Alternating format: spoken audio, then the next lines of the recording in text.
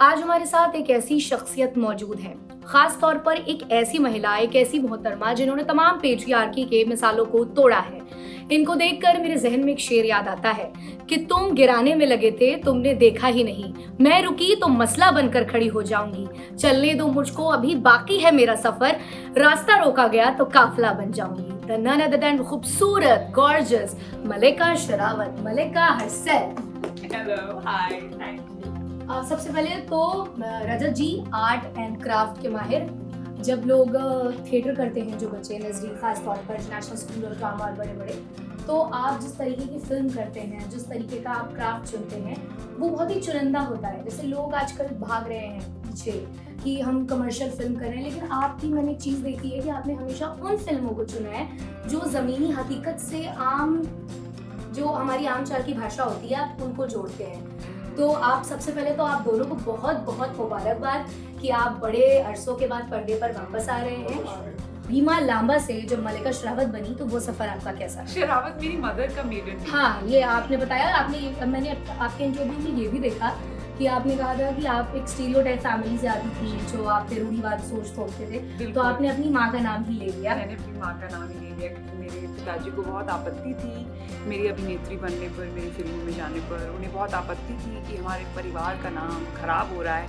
मैंने कहा ठीक है, आप अपने परिवार को अपनी जेब में रखिए, परिवार के नाम को, मैं अपनी माँ का नाम जोड़ लेती हूँ। शायद यही कारण है कि बहुत सारी जो लड़कियाँ हैं वो आपको अपनी इंस्पिरेशन मानती हैं, और आपको अरसे के बाद पर्दे पर देखकर बड़ी खुशी हो रही तमाम लोगों को। सोशल मीडिया का जो माहौल है, क्योंकि जब भी मलिका शेरावत का जिक्र होता है तो लोग समझते हैं कि सिजलिंग हॉट, लेकिन आपने नकाब में जो नज़ाकत दिखाई, आपने वेलकम में जो नाना पाटेकर और अनिल कपूर को अपने नफरों में नचाया, उसके बावजूद आज आप यहाँ खड़ी हैं और एक लंबे अरसे के बाद आपके तमाम फैंस आपको देखना चाहते हैं, जिसमें आप सुर्ख बिंदी लगाकर साड़ी पहने गुलाबो बनी हैं और जो महबूब का किरदार निभा रहे हैं, the none other than Rajat Kapoor sir. महबूब आखिर है और नहीं भी, ये क्या मसला है? ये कौन सा खेल खेल रहे हैं? देखिए, सब माया है, आप तो जानती हैं।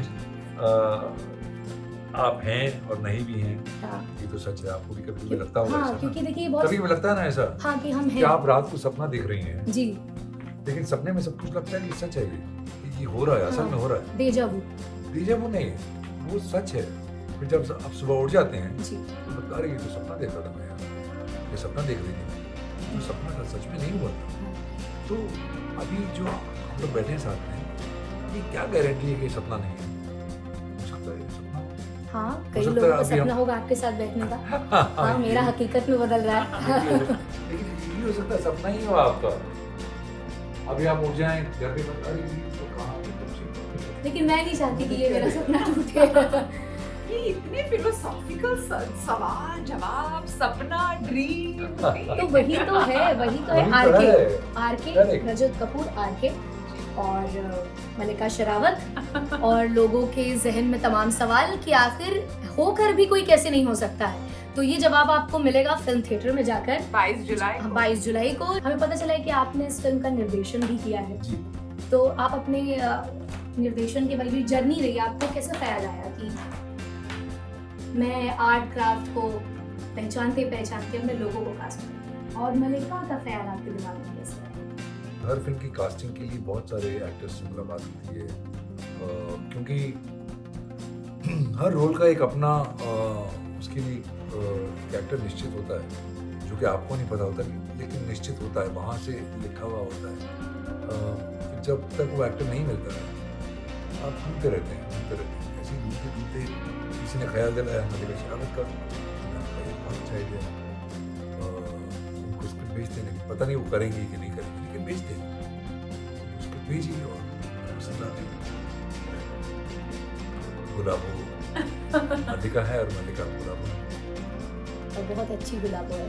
बहुत अच्छी, क्या खूब गुलाब। ट्रेलर बता रहा है कि जो है आगाज इतना अच्छा है तो अंजाम इंशाअल्लाह बहुत अच्छा होगा, ये दुआ है। और एक तरीके से जैसे अभी नवाजुद्दीन सर ने कहा कि अब मैं OTT पे काम नहीं करूँगा, क्योंकि जिस तरीके से उन्होंने शुरुआत की थी, उन्होंने कहा कि तब कुछ और परोसा जा रहा था, अब बिजनेस के नाम पर कुछ और परोसा जा रहा है, तो उन्होंने कहा है मैं आगे OTT पे काम नहीं करूँगा। कुछ अच्छी फिल्में बनेंगी, कुछ खराब, कुछ अच्छा काम होगा, कुछ खराब। ये हर जगह की बात है ना। अब आपके पास क्या आता है, आपको क्या ऑफर किया जाता है और आप अपने करियर की लाइफ की किस स्टेज पे हैं, सब उस पर डिपेंड करता है। नवाज साहब के पास बहुत अच्छे अच्छे काम हैं आपके पास, so you have a choice to not go for this but go for that. For me as an actor, last 2 years I've had some very good roles come to me on OTT platforms. I'm happy with it. Like I said, every actor at their stage of their career will have to choose different. और हाँ, ये बात आपने अच्छी कही कि उनके पास उन्होंने एक मुकाम हासिल कर लिया है, क्योंकि शुरुआती दौर में उन्होंने बहुत छोटे छोटे से रोल किए। फिर उन्होंने कहा था मैंने पेट भरने के लिए मरने तक का रोल मुझे जो प्रेफर होगा था मैं कर, लेकिन अभी जो नए बच्चे हैं, जो नई जनरेशन आना चाहती है, तो OTT ने उनको भी एक मुकाम दिया, एक प्लेटफॉर्म दिया, ताकि वो अपने जौहर को और अच्छे तरीके से पेश कर सके। फिर इस तरीके के बयान आना सेम इंडस्ट्री से आपके लोगों को, तो ये कि क्यों उनका, तो आपने जैसे आप ये Like I said, वो अपनी बात कर रहे हाँ। हैं, वो किसी ऐसा थोड़ी कह रहे हैं कि किसी को नहीं करना चाहिए। हाँ, भाई हाँ, जी वो जी कह रहे हैं कि मैं नहीं करूँगा क्योंकि मेरी हो गया। That's should be allowed ना। ठीक। हर किसी को इससे ये हक होना चाहिए कि वो अपना रास्ता चुन सके ना।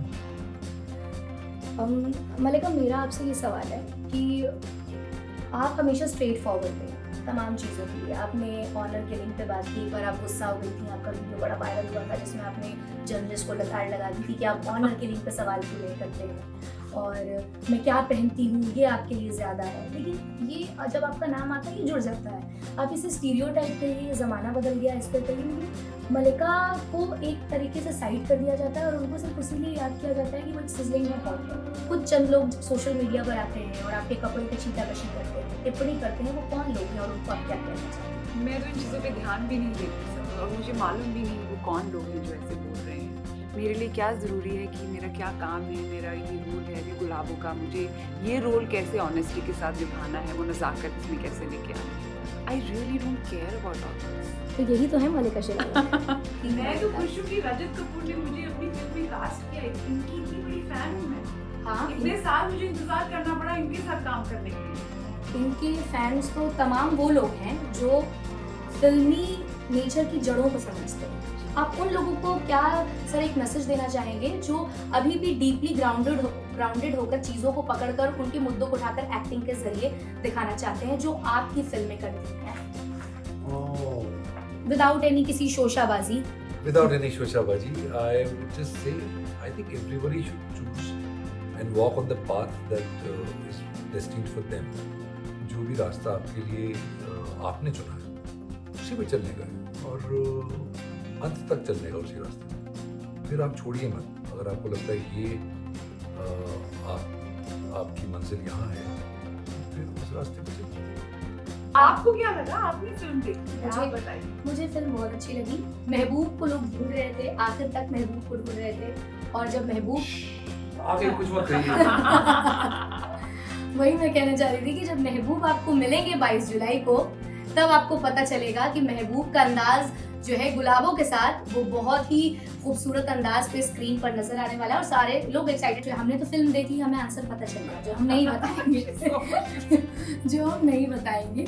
लेकिन 22 जुलाई को आप जाइए थिएटर पे देखिए, और महबूब आखिर क्या है और गुलाबों आखिर क्या है, इसका जवाब आपको मिलेगा।